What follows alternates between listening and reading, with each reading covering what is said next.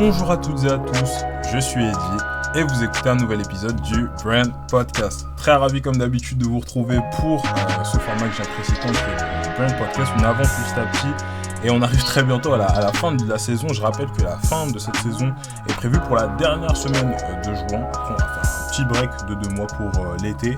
Aujourd'hui, on accueille Domitil qui n'a pas tardé à se présenter, mais tout d'abord, pour toutes les personnes qui n'auraient jamais écouté le Brand Podcast et qui le découvrent grâce à cet épisode, le Brand Podcast est une émission qui a pour but de vous mettre en contact avec les meilleurs experts marketing de notre génération afin que vous puissiez développer votre potentiel humain et business grâce à leurs histoires. Voilà, comme d'habitude, sans plus tarder, Domitil, je te presse te présenter. Salut Eddy, déjà merci de m'accueillir dans ton podcast. Moi c'est Domitil, j'ai 32 ans, j'ai habité 15 ans à Nantes, donc petite dédicace aux Nantais, mais j'adore cette ville. Mais depuis plusieurs années j'habite maintenant à Paris. Quand j'étais petite, mon rêve c'était de devenir écrivain, mais aujourd'hui j'ai pas encore publié de bouquin, mais je suis VP Marketing chez PlayPlay et très contente de l'être. Donc peut-être je peux te dire 3 mots sur PlayPlay. Vas-y. PlayPlay, pour ceux qui ne connaissent pas, c'est une solution de création vidéo simplifiée pour les entreprises. Donc, en gros, on est un SaaS B2B. Ça veut dire qu'on est à destination des entreprises et principalement des équipes com et marketing qui ont besoin, comme mes équipes, de créer beaucoup de contenu et notamment beaucoup de contenu vidéo parce que c'est un contenu très puissant, très efficace. Et du coup, nous, avec PlayPlay, on va venir les rendre autonomes dans la création de ce contenu vidéo. Ça marche. Bon, comme d'habitude, on va passer un petit peu plus de temps sur ton parcours sur PlayPlay aussi par la suite. Et ensuite, on va au milieu faire un petit jeu. Je te le disais en intro, le petit jeu risque d'être sympa. Que j'ai volé d'ailleurs à un autre média, mais j'y reviendrai. Si je démarre, moi je te propose de démarrer en parlant des études, parce que c'est vrai qu'en fonction des podcasts où j'en parle ou j'en parle pas, moi je remarque qu'en 2013 tu sors diplômé du programme Grande École de l'ESSEC, donc déjà félicitations, et après avoir effectué un échange en Californie et plus précisément à l'Université d'État de San Diego. Donc dans le podcast on a déjà eu pas mal d'HEC, d'ESSEC, ce genre de choses. Mais moi, il y a un truc qui a particulièrement attiré mon attention, c'est pour ça que j'en parle, c'est que durant ton master, tu as choisi de postuler à la chaire LVMH. Donc pour ceux qui ne savent pas, une chaire, c'est un programme développé en partenariat direct avec une ou plusieurs entreprises d'un secteur généralement précis. Et c'est un sujet qu'on n'a jamais abordé sur le podcast parce qu'il me semble que c'est un truc qui est pas mal propre à l'ESSEC, puisque je vois qu'il y a une vingtaine de chaires. Moi, j'aimerais bien savoir pourquoi tu avais choisi à l'époque celle-ci plus qu'une autre. En fait, déjà, normalement, je parle pas souvent des études parce que, évidemment, c'est quand même intéressant, mais c'est vrai que moi, j'estime quand même que même dans ces grandes et belles écoles, finalement, malheureusement, on manque encore un peu de pratique. Et moi, la plupart des choses que j'ai apprises et qui m'ont amené là où j'en suis aujourd'hui, c'est plutôt en mettant les mains dans le cambouis après l'école. Mais il y a quand même des bonnes choses à retirer de mon expérience à l'ESSEC. Et justement, si j'ai postulé à une des chaires, c'était déjà parce que je voulais justement aller au plus près du concret. Et c'est vrai que les chaires à l'ESSEC, il y en a plusieurs, mais en gros, c'est des filières un peu professionnalisantes puisque ça te permet d'avoir des cours où tu rencontres des professionnels, des personnes qui sont en entreprise et qui te partagent leur quotidien, qui te font travailler sur des problématiques qu'ils ont. Donc, c'est beaucoup plus concret que la plupart des cours qui restent malheureusement encore un peu théoriques. Bon, tu vois, en marketing, les fameux 4P, c'est sympa, mais voilà, quoi. Très vite, tu vois un peu la limite du truc. Donc, moi, c'était la raison numéro 1. Je me suis dit, je veux faire une chaire pour aller un peu plus dans le concret. J'ai choisi celle-ci parce que, pour être honnête, à l'époque, le marketing qu'on te vend en école, en fait, c'est principalement le marketing B2C grand public. Moi, je savais même pas que ça existait, le marketing B2B tech que je fais aujourd'hui. Je connaissais pas. Donc, intuitivement, je me suis dit, où est-ce que, quelle industrie est la meilleure école du marketing B2C grand public? C'est le luxe, quoi. C'est quand même une industrie en France qui marche encore encore bien. J'ai envie de dire, sans doute des seules industries qui marchent encore très bien en France. Donc, je me suis dit, s'il y a bien un endroit où je devrais apprendre des choses intéressantes sur le marketing, c'est là. Donc, honnêtement, c'est pour ça que je l'ai choisi. C'était pas tellement parce que j'étais fan de luxe ou des marques qui étaient, c'était vraiment pour ça. Donc, déjà, voilà, pour répondre à ta question sur la motivation. Ok, ça marche. Mais du coup, déjà, je mets un peu de contexte parce que c'est vrai. Moi, je pose la question surtout parce que c'est vrai que sur notre audience, on a pas mal de marketeurs, comme son nom l'indique, mais des marketeurs de tout type. C'est-à-dire, on a des gens en école, comme moi, et on a aussi pas mal de gens qui sont sur des postes avec un peu plus de seniorité. Et c'est vrai que comme c'était quelque chose qui était assez propre à certaines écoles, et qu'on n'a pas beaucoup de retours d'expérience. Moi, je voulais un peu avoir ton avis. Tu me disais que vous bossez sur des cas concrets, etc. À ton sens, est-ce que ça a apporté une plus-value par rapport à, je sais pas, un master en marketing que tu aurais pu faire sans la chaire, ou t'as pas vu d'exemple concret de moments où tu t'es senti un peu facilité, même dans ton insertion professionnelle? Ah bah, si, c'était vraiment une bonne expérience. Moi, avec mon équipe, on a été staffé sur une mission de LVMH qui nous a demandé à l'époque de revoir un peu leur stratégie de magasin pour Louis Vuitton. Ils voulaient un peu redorer l'image et le marketing en magasin des magasins Louis Vuitton par rapport à la concurrence. Et c'était hyper intéressant. On est allé en magasin, on a rencontré les responsables de magasin, ils nous ont parlé ils nous ont un peu segmenté, tu vois, l'audience qu'il y avait en magasin. Ils nous ont expliqué comment avait évolué leur chiffre d'affaires dans les dernières années. C'était hyper intéressant, hyper concret. Et en fait, on a fait une grosse étude qu'on a présentée à toute la direction de Louis Vuitton. On a travaillé pendant 6 mois dessus. C'était vraiment chouette. Et puis, tu vois, on l'a vraiment présenté devant le COMEX de Louis Vuitton, quoi. Donc, franchement, on avait un peu les chocottes. Après, on avait hyper bien bossé et ils étaient contents de nos conclusions. Et moi, je m'en suis beaucoup servi pour ma recherche d'apprentissage. En fait, à l'ESSEC, ça c'est commun à pas mal d'écoles, je pense, mais on a cette chance d'avoir la possibilité de faire l'ESSEC en apprentissage. Ça veut dire qu'en fait, tu signes un contrat avec une entreprise et cette entreprise, en fait, elle va payer tes études et tu as un parcours qui se divise à moitié temps en entreprise et moitié temps à l'école. Donc, non seulement c'est hyper professionnalisant et en plus, ça a l'avantage de payer tes études, ce qui est quand même pas un petit détail.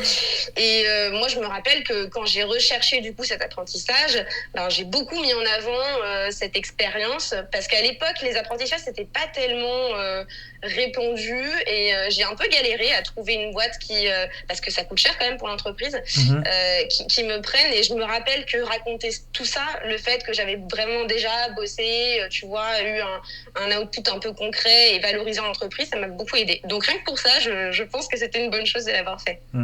Bon, écoute, ça enseigne pas mal sur ma prochaine question qui est un peu par rapport à tout ce cursus-là, parce que toi, du coup, dans tes études, tu fais un stage en tant que trade marketing assistant chez Chanel, du coup, et tu enchaîneras, du coup, en travaillant 2 ans à la suite de cette expérience dans le prestigieux groupe Coty, donc avec beaucoup de marques à son portefeuille, en développant le marketing autour des parfums Playboy notamment. Pour beaucoup d'étudiants en marketing, tu l'as un peu redit, travailler dans le secteur du luxe, c'est un peu un rêve, ou du moins c'est un peu le rêve qui est vendu par beaucoup d'écoles. Et moi, je le vois surtout dans le parcours d'une invitée qu'on a eue sur le podcast qui s'appelle Vanessa Maslia, qui est aujourd'hui VP marketing chez Vestiaire Collective. Donc je vous invite à écouter l'épisode de la saison 2 pour toutes les personnes qui ne l'auraient pas fait. Que le luxe, quelque part, c'est aussi une école assez formatrice en matière de rigueur. Moi, mes questions pour toi, elles vont être encore un peu centrées, c'est vrai, que sur notre audience un peu plus jeune, mais surtout autour du processus de recrutement. Parce que c'est vrai qu'on a assez peu d'infos sur comment on fait pour préparer la chose quand on veut chercher un stage plus précisément dans ce secteur. En CDI, pareil. Est-ce qu'il y a des spécificités, des codes à respecter pour les étudiants de notre audience qui devraient connaître, quoi? Comment toi, tu t'y es prise? C'est une bonne question. Au final, je pense que ce soit pour le luxe ou n'importe quelle autre entreprise, quand tu es jeune, actif et que tu n'as pas beaucoup d'expérience, le plus important, c'est vraiment d'arriver en étant hyper préparé. Moi, à chaque fois que je rencontrais une grande marque, je connaissais hyper bien l'histoire de la marque, j'avais en tête des questions hyper précises. Tu vois, tu viens vraiment en connaissant les concurrents, tu montres que t'as fait ton travail. Ça, c'est souvent très apprécié, et c'est pas vrai que pour le luxe, hein, je pense que c'est vrai pour tout. Et maintenant que je suis du côté recruteur et que tu vois, je fais passer des entretiens pour des CDI ou des stages, je vois encore malheureusement beaucoup de candidats qui arrivent un peu la fleur au fusil et qui ont rien regardé, qui ont même pas regardé ton produit. Alors nous, on a un produit tech, mais quand tu postules pour une marque, par exemple de luxe qui vend des parfums, la moindre des choses, c'est d'aller en magasin, d'aller sentir le parfum, de regarder à quoi il ressemble. Mais non, mais c'est vrai, tu vois, voilà, ça fait la différence, je pense, en entretien. Mais on va pas se mentir, le milieu du luxe, c'est un milieu pas évident, c'est difficile d'y rentrer. D'ailleurs, moi, c'est un peu sioux parce que Coty, en fait, pour info, a deux branches, a une branche luxe et une branche grande conso. Et en fait, moi, je cherchais dans la branche luxe pour être cohérente avec la chaire LVMH, mais il se trouve qu'à l'époque, la branche luxe de Coty n'offrait pas d'apprentissage, et c'était uniquement la branche grande conso. Et donc, en fait, mon apprentissage, je l'ai signé avec la branche grande conso de Coty, donc j'étais pas exactement dans le luxe, comme tu l'as dit. J'étais notamment au développement des parfums Playboy. C'est des parfums qui sont vendus en supermarché. Ça reste une super école du marketing, hein, qui reste tout aussi exigeante. C'est juste que t'as peut-être un peu plus d'ouverture d'esprit, on va dire, que dans la branche très luxe, qui parfois peut un peu se regarder le nombril. D'ailleurs, moi, très vite, j'en suis revenue, hein, du luxe. Je me suis dit que c'était pas trop un écosystème pour moi. Je comprends qu'on puisse apprécier les produits.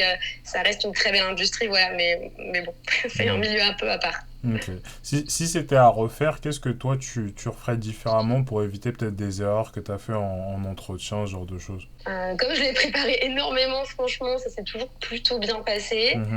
Et honnêtement, je regrette pas du tout d'avoir eu cette expérience, parce que ça m'a permis en fait de comprendre que c'était pas pour moi. Et l'univers du luxe, mais aussi le côté grand groupe.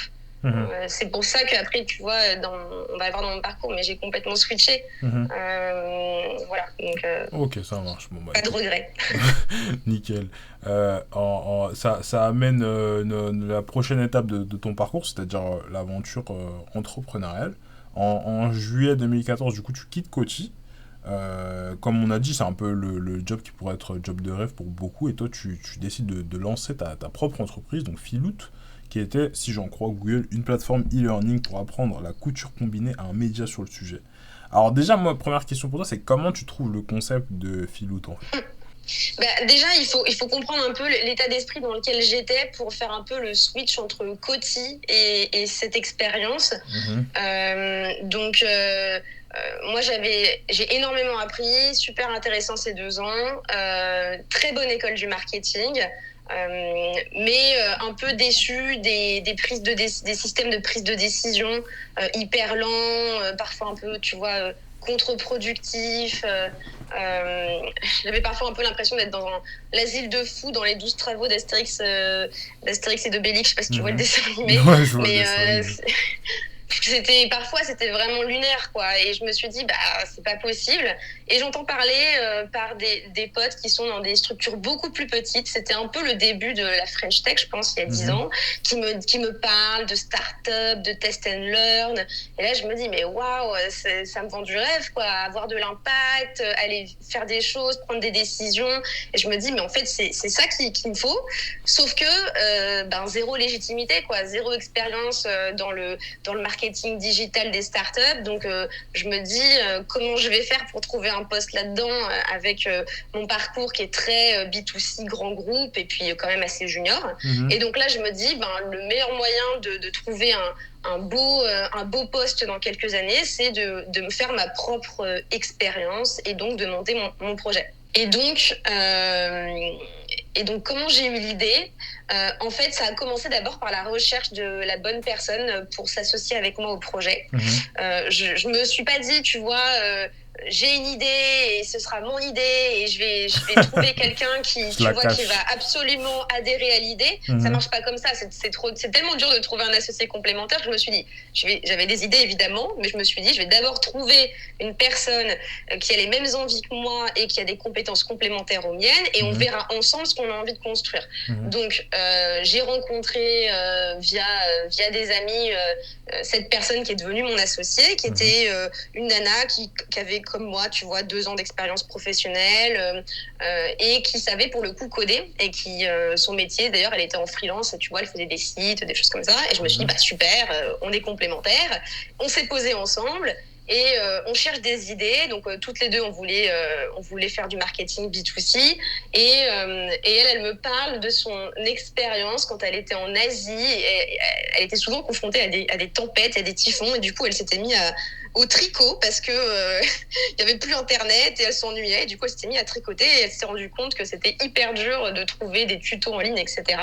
Et là moi je lui dis, mais attends, c'est trop marrant parce que moi j'ai essayé de me mettre à la couture et pour faire des petits trucs, tu vois, des petits vêtements, et c'est pareil, il n'y a rien en ligne. Et puis là on se dit, bah voilà, c'est ça notre concept, on va faire un média autour du do it yourself. C'était un peu la mode du moment, en plus tout le monde en parlait. Donc voilà comment est venue un peu l'idée, de fil en aiguille, sans mauvais jeu de mots.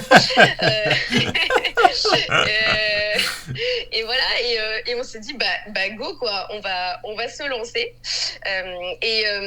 Et alors, bon, moi je sais que tout le monde n'a pas la chance de pouvoir lancer sa boîte pour monter en compétence sur des sujets. Moi j'ai eu 2 chances. La première, c'est que je suis française, donc, et j'avais une première expérience, donc j'ai eu la chance de pouvoir toucher le chômage. Je pense que sans ça, j'aurais clairement pas pu monter mon projet.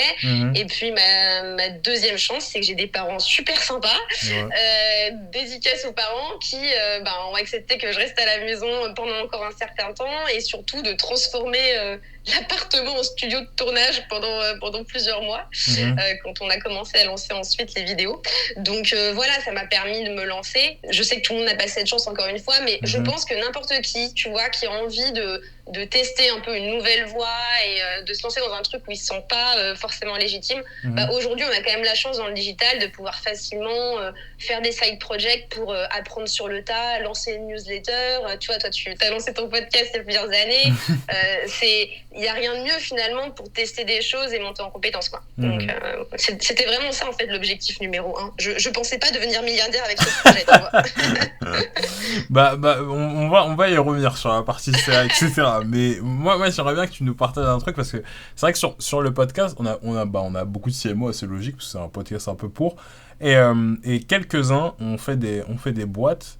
Et généralement, avec une boîte, il y a forcément des galères. Alors ici, on n'est pas sur le podcast La Galère, des gens que j'embrasse d'ailleurs, parce que le podcast est très bien. Mais j'aimerais bien que tu nous partages quand même une anecdote un peu improbable qui s'est passée dans ton aventure entrepreneuriale, que ce soit business, marketing ou tout autre.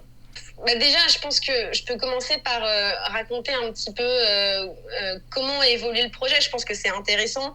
Je peux raconter un peu les erreurs qu'on a faites. Alors, on n'est pas dans le podcast La Galère, comme tu as dit, mais c'est toujours intéressant. Je pense que comme tout jeune entrepreneur, on a fait un peu les erreurs hyper classiques. On a une idée, on voit tu vois, on est ultra ambitieux, on voit un projet énorme, et en fait, au lieu de se lancer en choisissant un petit bout du projet, on se dit on va tout faire d'un coup, et donc on a appris à nos dépens ce que c'était que le MVP, tu vois, le minimum viable product. Et du coup, on a commencé avec un truc énorme. On voulait faire le marmiton de la couture et du tricot. Donc, mon associée, elle a commencé à coder un site ultra complexe avec plein de pages, un forum, une section patron. Enfin, c'était vraiment le site. Il était en plus codé en dur, tu vois. Genre, il était bien, hein, mais c'était un monstre. Et moi, je me suis lancée du coup dans la création de tout le contenu pour remplir ce site. Et du coup, j'ai commencé à faire des tutos vidéo, à récupérer des patrons. Je me suis même inscrite au CAP couture pour suivre des cours de couture le soir parce que j'avais besoin de monter en compétence. Donc c'était la première année, c'était n'importe quoi. En fait, on était en train de se cramer, tu vois, à essayer de faire cette espèce de monstre. Et puis, on a eu la chance de découvrir le Nouma, qui est un incubateur de start-up. On a postulé et on a été prise. Et je pense que ça nous a remis sur le droit chemin. Et en gros, ils nous ont dit super potentiel, mais là, par contre, vous faites n'importe quoi. Va falloir choisir votre bataille. Tu vois, on n'avait même pas de business model. Et puis, on était là à travailler de 9h à minuit. Moi, je vais faire des vidéos dans tous les sens. Les filles, là, il faut choisir un peu votre bataille. Et donc, grâce au Nouma, on a complètement recentré le projet. Et c'est avec le Nouma, en fait, qu'on a lancé les cours payants en ligne. Donc, vraiment, ils nous ont vraiment super aidés là-dessus. Je pense que si on n'était pas passé par la case Nouma, on n'aurait jamais fait notre premier chiffre d'affaires, quoi. Bah justement, l'entreprise finalement elle va faire du CA et toi tu m'as dit en pré-call que vous finirez par revendre les parts de la boîte. Il y a un truc dont on n'a jamais parlé sur le podcast, c'est le côté revente. Parce qu'on a déjà eu quelques invités qui ont fait des boîtes et qui les ont revendues. Mais pour moi, enfin, comment moi je l'imagine, en tout cas, il y a tout un aspect un peu marketing autour de la revente parce qu'il faut vendre au bon prix, au meilleur prix qu'on peut espérer, etc. etc. Est-ce que toi, tu aurais des conseils sur la manière de présenter son entreprise quand on veut la vendre ? Alors déjà, je t'avais parlé un peu de revente parce que c'est vrai que c'est des questions qu'on s'est posées à la fin quand le projet a un peu périclité, mais pour être très transparente, ce qui s'est passé, c'est qu'au final, on n'a pas revendu la boîte à une entreprise tierce. J'ai revendu mes parts à mon associé parce que mon associé a décidé dans le process qu'elle préférait finalement garder le projet. Ouais, donc je suis pas allée au process de revente. On a commencé à le faire, donc si tu veux, je peux t'en parler, mais je pense pas être la meilleure personne pour te parler de la success story de la revente d'une boîte. Et puis en plus, on parle de dizaines de milliers d'euros, c'est pas non plus, tu vois, le truc énorme. Mais clairement, je pense que ce qui est important, c'est de savoir qu'est-ce qui a de la valeur dans ce que tu as fait. Nous, ce qui avait de la valeur, c'était notre contenu, notre audience. Et en vrai, franchement, c'était pas mal ce qu'on avait réussi à faire en 2 ans. On avait, je crois, plus de 60 000 abonnés sur YouTube, des vidéos qui avaient plusieurs millions de vues. On avait des dizaines de milliers de visiteurs uniques en organique par mois grâce à tout le contenu qu'on avait posté sur le site. Donc, c'est vraiment ça qui avait de la valeur. Un taux d'engagement sur la newsletter assez dingue. Tu vois, des taux d'ouverture que j'ai jamais vu ailleurs.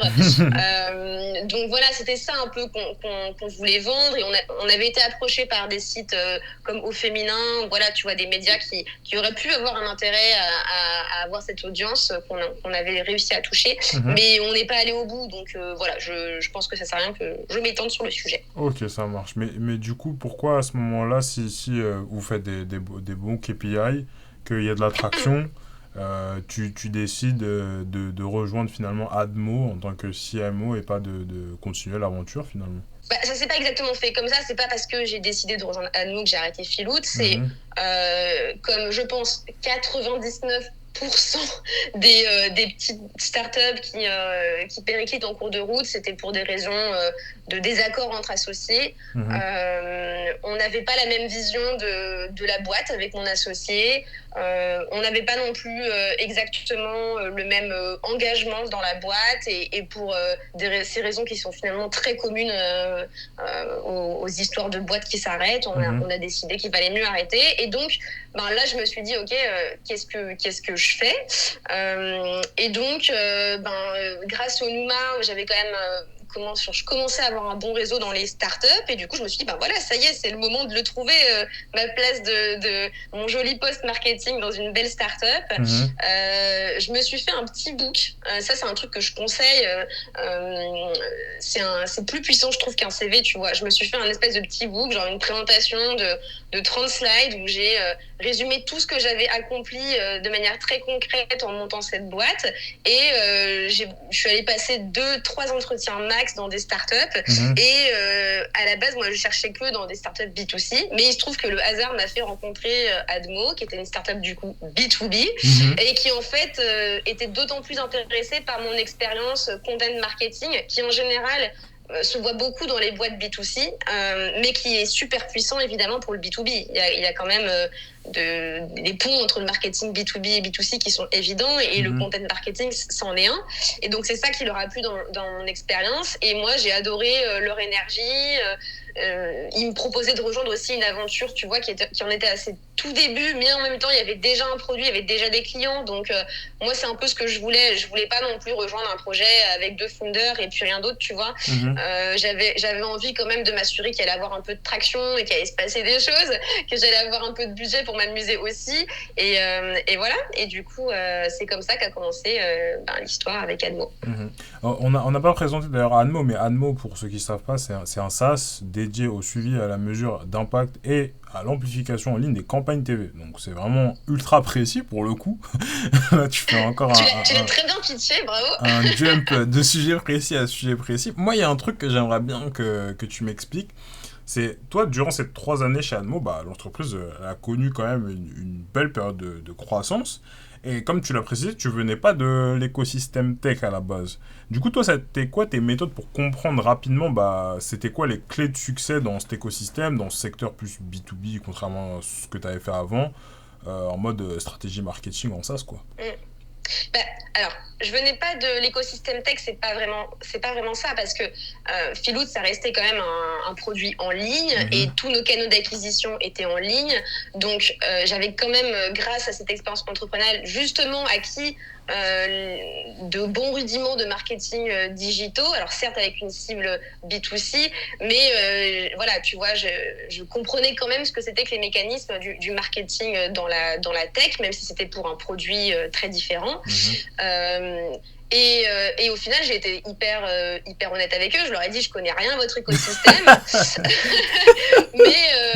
mais par contre, j'ai l'impression qu'il y a 1000 trucs à faire parce que je me rappelle, à l'époque, leur site, c'était un one-pager.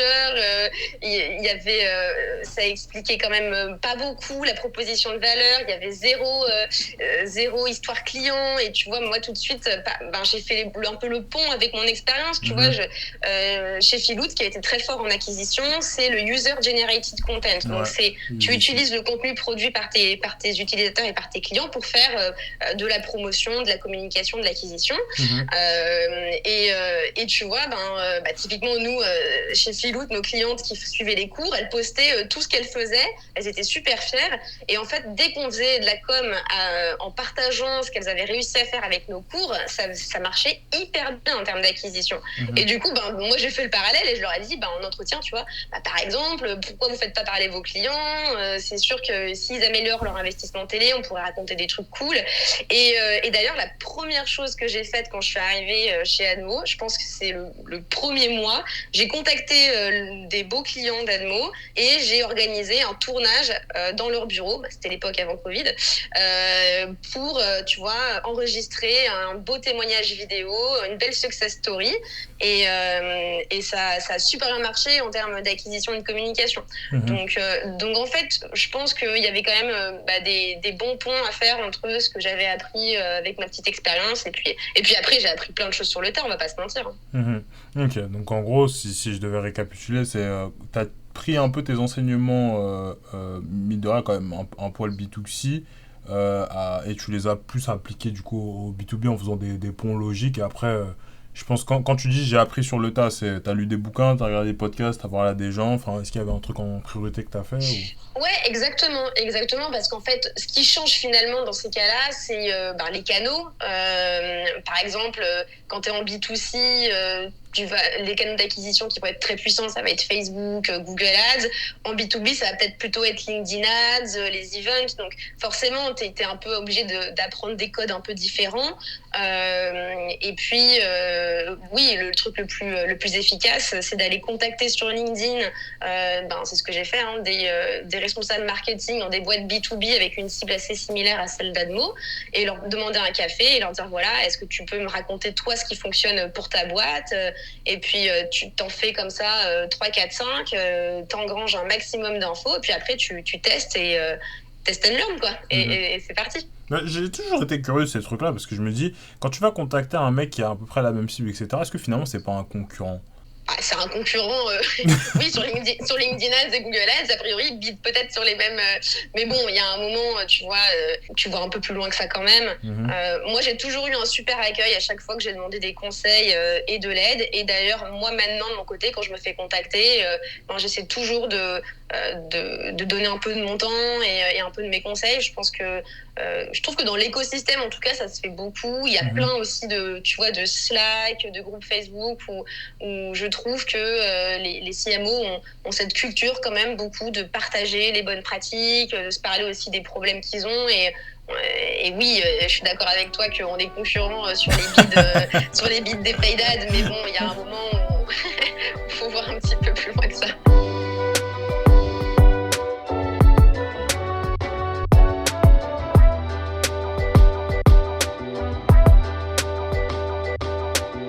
Ça marche. Bon, bah écoute, encore merci d'ailleurs pour l'épisode, parce que c'est exactement ce que tu es en train de faire aujourd'hui. Pour clôturer la partie sur ton parcours, on va parler un peu de PlayPlay.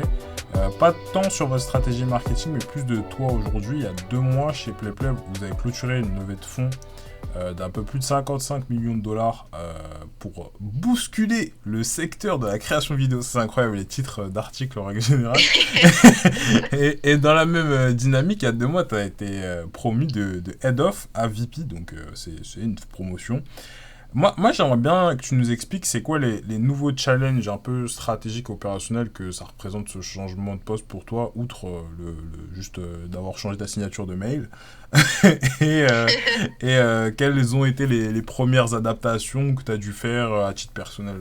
En fait, déjà, il faut peut-être revenir un peu en arrière sur pourquoi j'ai choisi PlayPlay.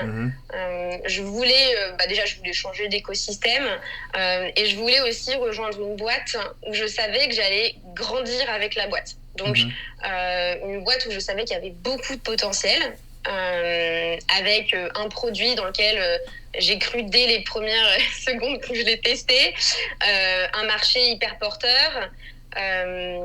Et du coup, voilà, une très belle dynamique, parce que qui dit une belle dynamique dit que tu vas avoir des ressources pour tester des choses, pour recruter et donc pour grandir avec la boîte. Et c'est exactement ce qui s'est passé.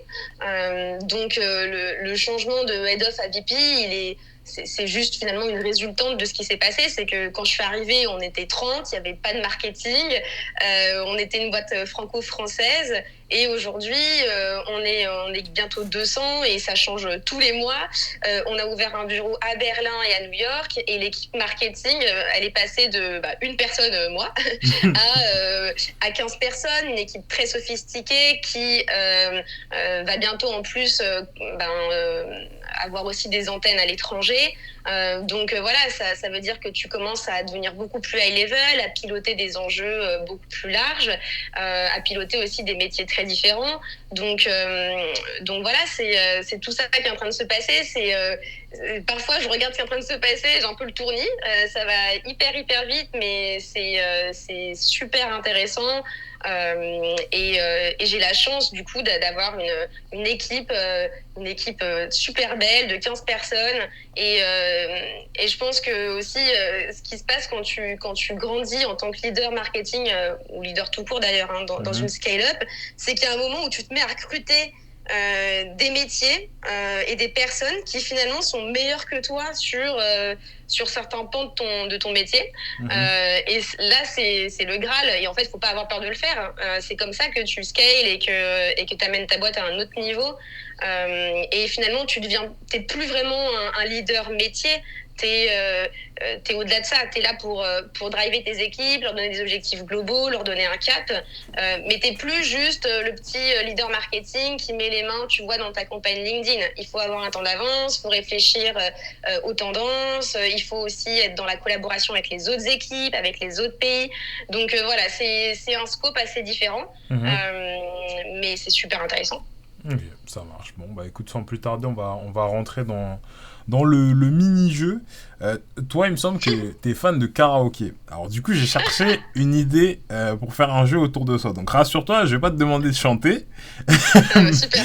mais le truc qui se rapprochait le plus de ça, c'était le fait que tu complètes mes phrases un peu à la manière d'une chanson. Donc voilà, je suis allé, j'ai regardé ce qui se faisait, les autres médias, tout ça, je suis tombé sur Combini. Combini, ils ont une interview qui s'appelle True Story, je sais pas si tu connais. Et Ouais. globalement, ça va être le principe. Donc voilà, je vais commencer des phrases, tu vas les terminer. Domitil, est-ce que t'es prête? Ok, c'est Bon, parti. voilà, allons-y. Bonjour, je suis. Super heureuse d'être ici. Ok, mes seconds prénoms sont. Antonia, tout court. Euh, mes, Pas de, pro- pas de deuxième prénom. mes proches m'appellent aussi. Domi ou Domitil. Je suis né le même jour qu'eux. Et ma sœur jumelle. Je suis né à. Je suis née au Lila. Mais ma ville préférée sur Terre est. Nantes. Vous ne le savez peut-être pas, mais Thibaut Maché, CEO de Domitil, est mon. Boss. Quand j'étais petite, mes idoles étaient. Les écrivains. Des écrivains. Je voulais devenir. Écrivaine. Et j'écoutais en boucle. J'étais fan de Britney Spears. Aujourd'hui, je kiffe. Écrire, la pétanque et boire des coups en bonne compagnie. Chez PlayPlay, j'adore collaborer avec. Avec mon boss parce que il a des fulgurances, des idées créatives tout le temps et on ne s'ennuie pas. Ok, j'ai des talents cachés comme. Comme le molki, je suis très forte au molki. Mon plat préféré, c'est. La pavlova, Ok, mon plaisir coupable, c'est. le karaoké. J'ai la phobie de. Les messages sur les répondeurs, je déteste écouter mon répondeur. Je pense que j'ai 12 messages en attente sur mon répondeur. Si vous êtes un commercial, ne me laissez pas de messages, ça ne sert à rien. Ok, mon animal totem, c'est. L'aigle. Sur internet, je peux regarder en boucle des vidéos de. De broute.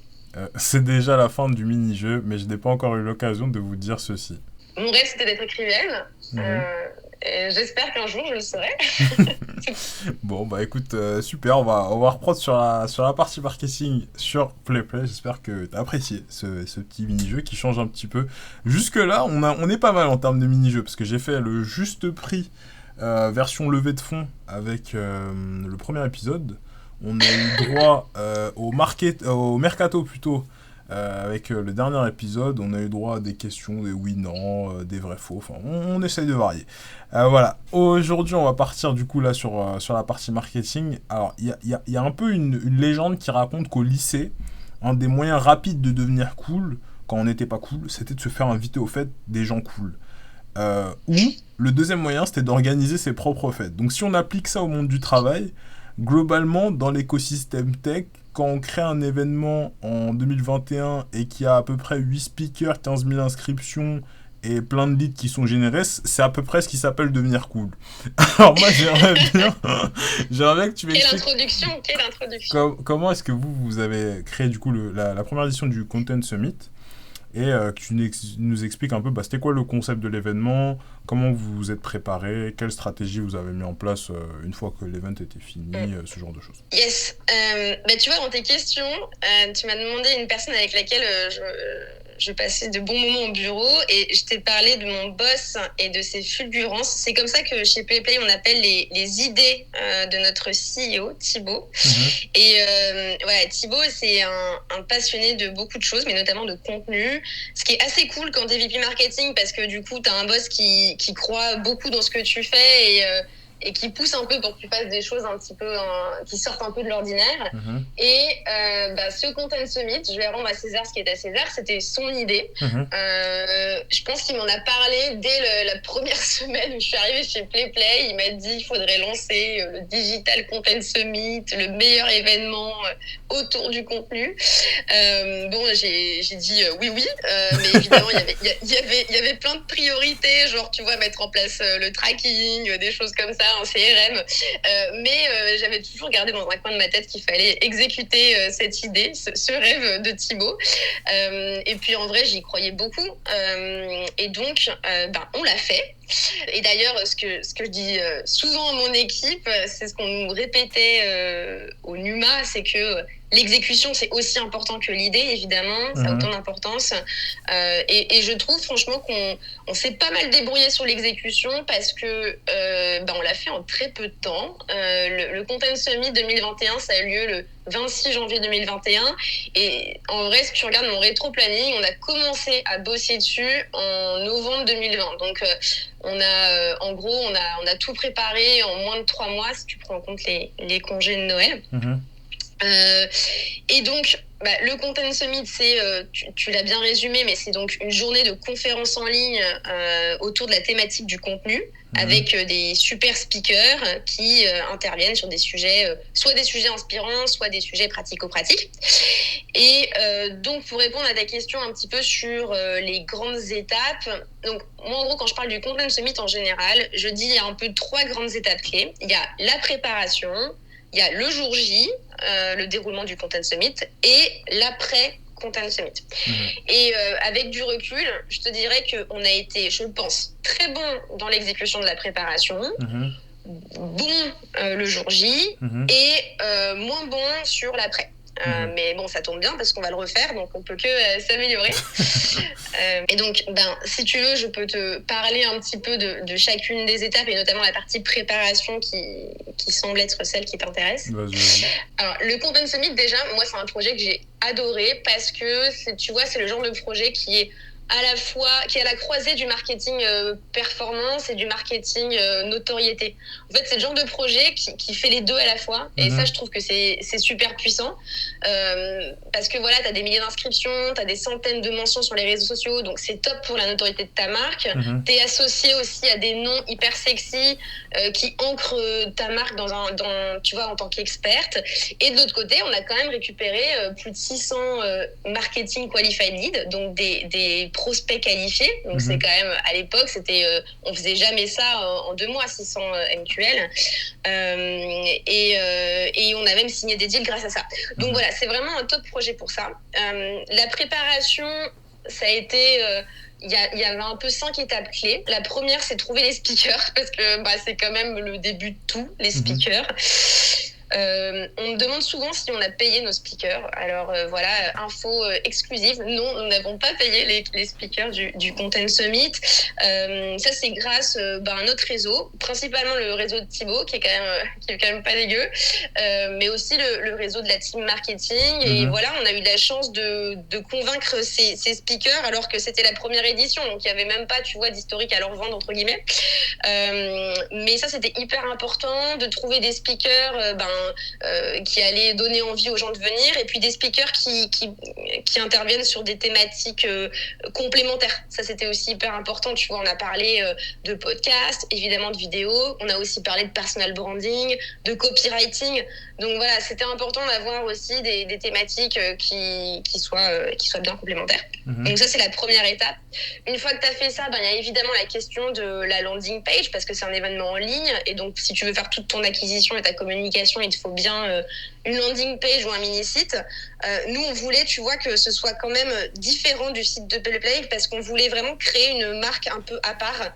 C'était hyper important pour nous, et je pense que ça a contribué au succès. C'était pas PlayPlay en gros et Content Summit en petit. C'était Content Summit en gros et en tout petit by PlayPlay.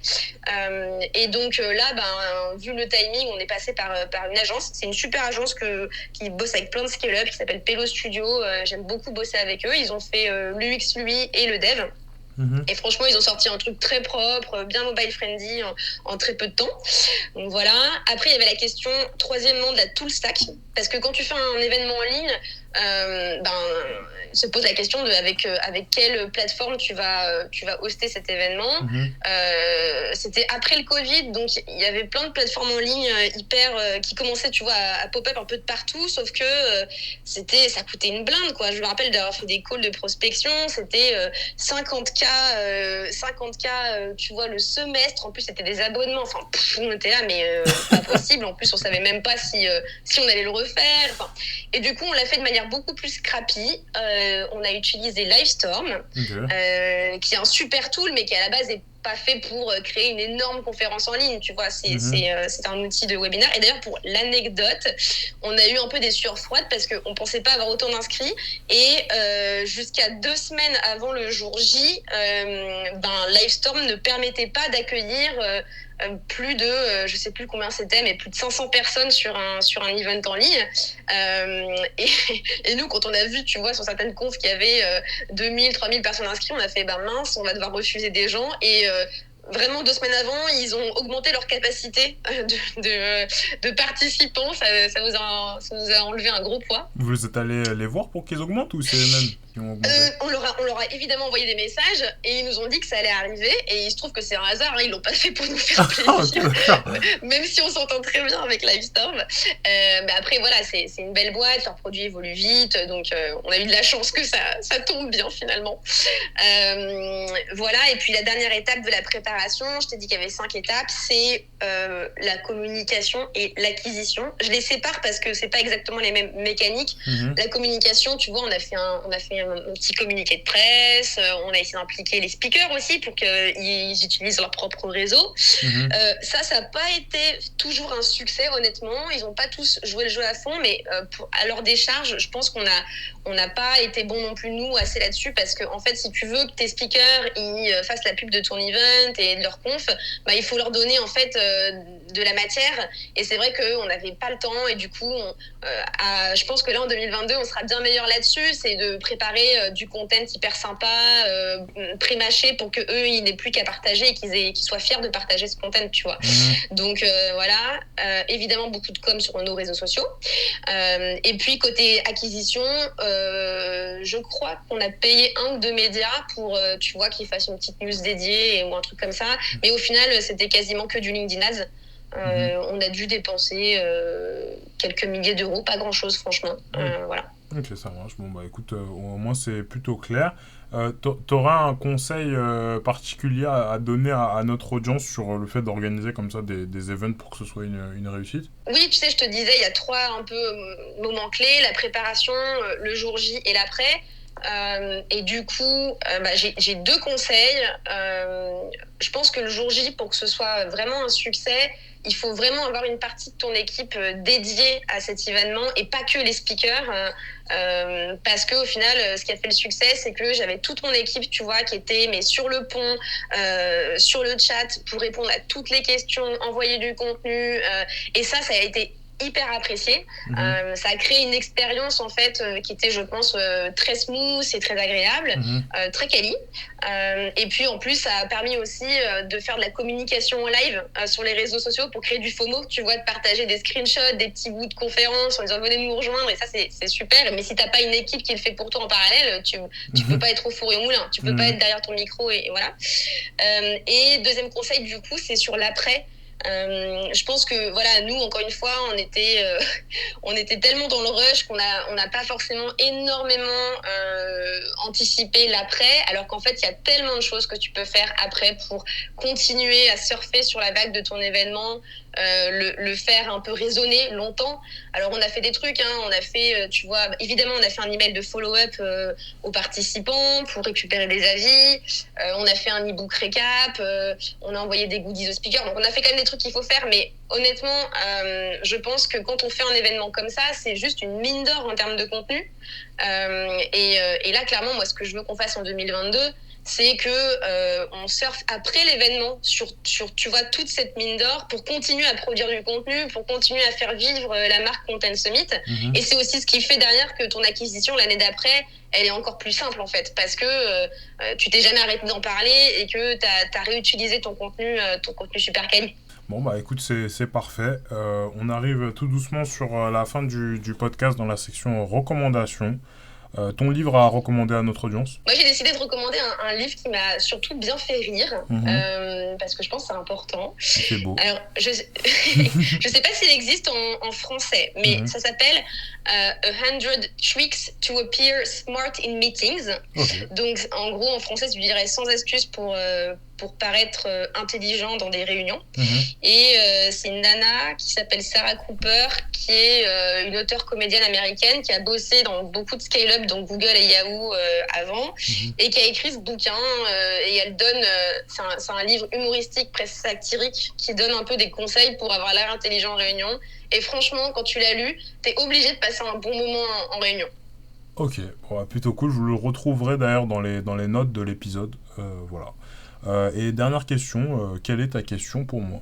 Et ma question, c'est quel est le dernier contenu vidéo qui t'a marqué, que je sais pas, que t'as partagé, que t'as eu envie de partager autour de toi ou que tu as commenté? Le dernier contenu vidéo qui m'a marqué, c'est une interview. Alors moi, c'est assez particulier parce que comme je suis host de podcast, j'aime bien écouter des podcasts, assez logiquement.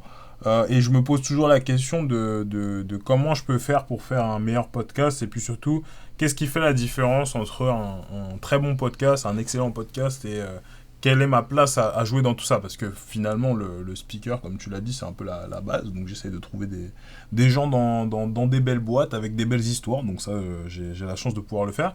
Mais moi, de l'autre côté, qu'est-ce que moi je veux faire pour m'améliorer? Donc du coup, je regarde un peu. Et j'ai découvert il n'y a pas très longtemps un podcast qui s'appelle Full Send Podcast. C'est pas très connu en France.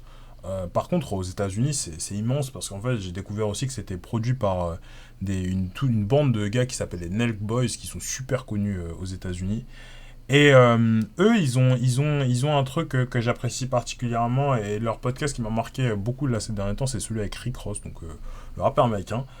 C'est que en fait, ils ont cette capacité à être très enfantins, je trouve, dans leur contenu, mais à ramener des guests qui sont des gens très sérieux. Par exemple, ils ont fait une émission avec Donald Trump, donc c'est quand même un ex-président, enfin ce genre de choses. Ils font des émissions avec des gens qui, je dirais au premier abord, on pourrait pas se dire que l'épisode serait marrant.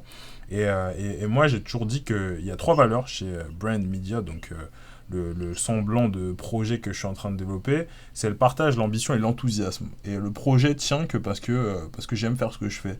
Et donc j'essaye toujours d'avoir un épisode qui soit plein d'enthousiasme. C'est pour ça que je fais des mini-jeux, que je pose des questions, que je mets de l'humour dans tout ça. Et eux, je trouve qu'ils arrivent à vraiment faire ce truc-là, mais à encore un autre niveau. Et je pense que c'est parce qu'ils sont plusieurs. Aujourd'hui, le podcast, il n'y a que toi, il n'y a que moi.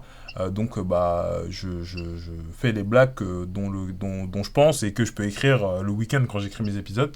Mais eux, quand ils font leurs épisodes, en fait, ils sont 3-4 à animer un épisode avec un speaker. Et je trouve que ça rapporte un ton.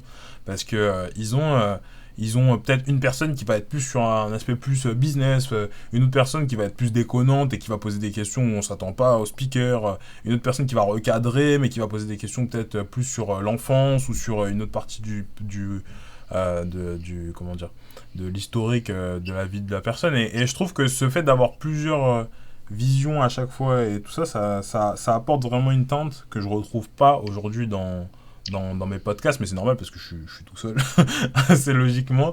Donc du coup, dans pas très longtemps, il y a un projet qui va sortir par rapport à tout ça. Mais bon, pour ça, il faut rester abonné au Brand Podcast et nous suivre tous les lundis à 8h sur toutes les plateformes de streaming. J'espère en tout cas que cet épisode vous aura plu. Encore merci à toi, Domitil, pour ce bel épisode et en tout cas ce beau témoignage. J'espère que tu auras apprécié l'épisode. Merci à toi. Tu nous as fait un gros teaser là. J'ai hâte de voir yes. à la suite. Là c'est plus pour 2023 le projet, mais il faut rester abonné. Il faut rester abonné, c'est important. N'hésitez pas comme d'habitude de nous mettre 5 étoiles sur toutes les plateformes de streaming. Vous pouvez le faire maintenant sur Spotify, Apple Podcast, plein de choses. L'épisode est toujours disponible aussi gratuitement sur YouTube, Brand Podcast. Et puis sur ces belles paroles, écoutez, je vais vous dire à très bientôt pour un nouvel épisode. Bye bye.